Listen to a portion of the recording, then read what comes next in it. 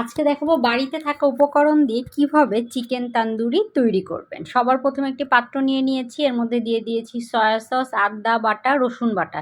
Soya sauce যদি বাসায় না থাকে সয়া সসের পরিবর্তে লেবুর রস ব্যবহার করলেও চলবে।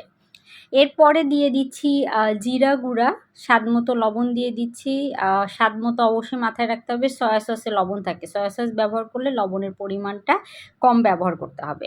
এরপরে দিয়ে দিচ্ছি ধনিয়া গুঁড়া, তারপরে শুকনা মরিচের গুঁড়া দিয়ে দিচ্ছি। তারপরে আমি এর মধ্যে ব্যবহার করব সরিষা বাটা, কালো সরিষা বাটা যেটা থাকে সেটা আমি ব্যবহার করেছি। তারপরে এই সবগুলো মশলা একসাথে মেখে একটা পেস্ট তৈরি করে নিব।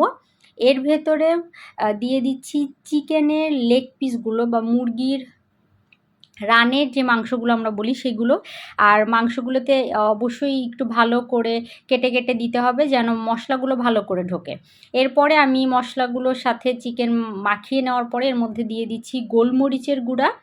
তারপরে আমি মাংসগুলো ম্যারিনেট করার জন্য ফ্রিজে 3 ঘন্টা রেখে দেবো। এই জন্য একটি বক্সে ভরে রেখেছি। আপনারা এইভাবে বক্সে করে রেখে সংরক্ষণ করতে পারেন, যখন প্রয়োজন তখন বের করে তৈরি করে নিতে পারেন। অবশ্যই ডিপ ফ্রিজে রাখতে হবে। এরপরে অল্প তেল দিয়ে আস্তে জালে ভেজে নিচ্ছি। এভাবে বাড়িতে তৈরি করে গ্রহণ করতে